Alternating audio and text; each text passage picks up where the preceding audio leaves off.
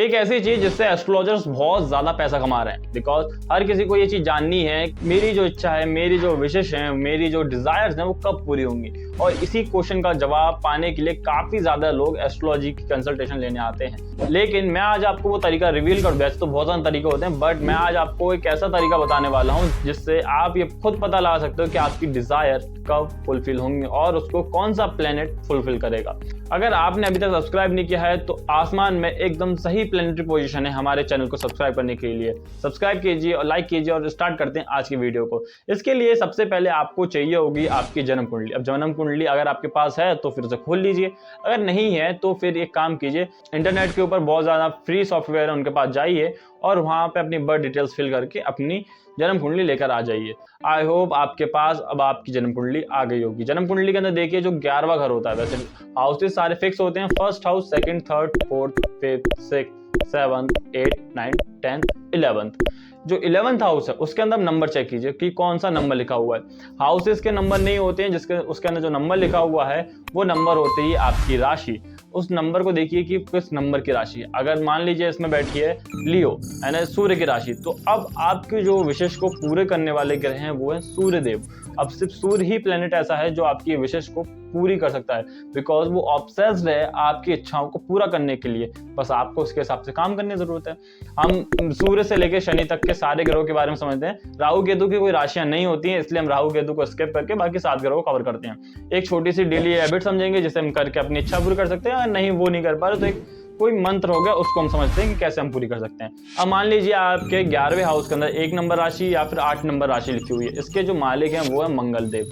अब मंगल का नेचर है एकदम फायर नेचर, तो उसके लिए क्या करना है, सबसे पहले फिर आपको अपनी बॉडी के ऊपर, अपनी एनर्जी को बैलेंस करने के ऊपर ध्यान देना है। मतलब अब आपको ज्यादातर एक्सरसाइज पर, योगा के ऊपर, इन सब पर ध्यान दीजिए। आपकी इच्छाएं बहुत जल्दी फुलफिल होंगी, आप स्ट्रेस फ्री रहोगे। अगर ये नहीं कर पा रहे हो तो आपके स्क्रीन पर जो आपको मंत्र दिखाया जा रहा है उसका आपको डेली 11 या 21 बार सिर्फ जाप करना है। आप अपनी इच्छाओं को काफी जल्दी फुलफिल होते देखोगे।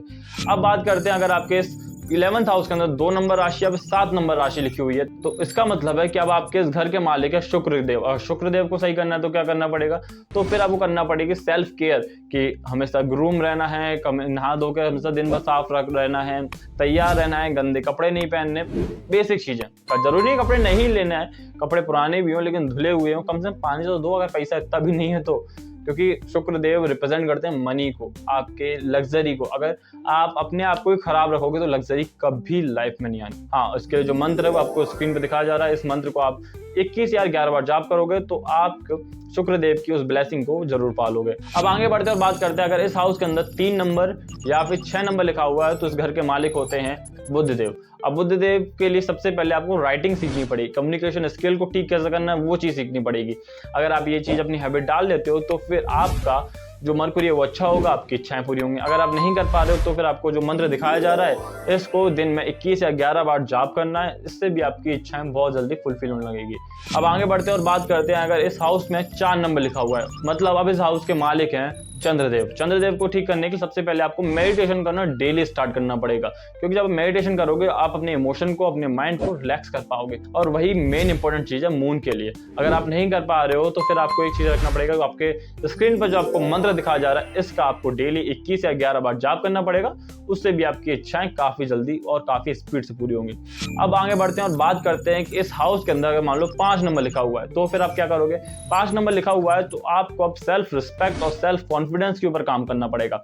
अगर आप हमेशा दूसरे की बातों में हाँ सर, जी सर, मैं कर दूंगा सर, इस तरीके से लगे पड़े हो तो फिर नहीं होगा। चापलूसी करना पहली बात बंद करना पड़ेगा अगर 5 नंबर आपके 11th हाउस में लिखा हुआ है। और अगर आप ये नहीं कर पा रहे हो तो फिर आपको क्या करना पड़ेगा, जो स्क्रीन पर मंत्र दिखाया जा रहा है उसका 21 या 11 बार जाप कीजिए और अपने काम पर फोकस कीजिए, तो आपका जो काम है, आपकी जो डिजायर्स हैं वो भी बहुत जल्दी फुलफिल होने लगेंगे। अब आगे बढ़ते हैं और बात करते हैं कि इस हाउस के अंदर अगर 9 नंबर और 12 नंबर लिखा हुआ है तो फिर आप क्या करोगे। तब आपको डेली बुक का 1 पेज, 5 पेज, 10 पेज यानी बुक पढ़ने की हैबिट अपने अंदर डालनी चाहिए। अगर आप नहीं डाल रहे हो तो आप इस हाउस की एनर्जी को वेस्ट कर रहे हो। अगर आप नहीं कर पा रहे हो चीज को तो आपके स्क्रीन पर जो मंत्र दिखाया जा रहा है उसका डेली 21 या 11 बार जाप कीजिए, तो आपकी डिजायर्स बहुत जल्दी फुलफिल होने लगेंगे। अब आगे बढ़ते हैं और बात करते हैं कि इस हाउस के अंदर अगर 10 नंबर और 11 नंबर लिखा हुआ है तो इस हाउस के मालिक होते हैं शनिदेव।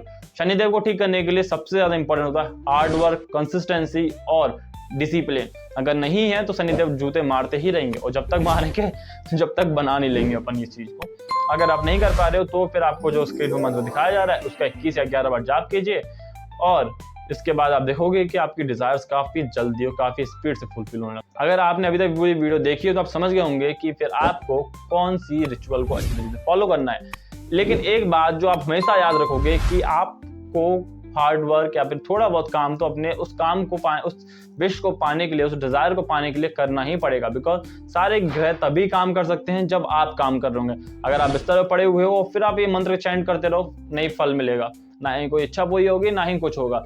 जो चीज किस्मत में है वो मिलती है, लेकिन उसके लिए आपको थोड़ी बहुत मेहनत तो करनी पड़ेगी। आई होप मैं अभी तक आपको समझाने में बिल्कुल सक्षम रहा हूँ कि आपको 11th हाउस को एक्टिव करने के लिए कौन सी रेमेडी आपके लिए बेस्ट है।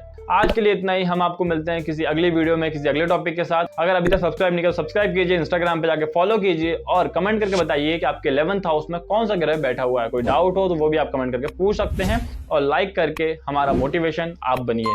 राधे राधे।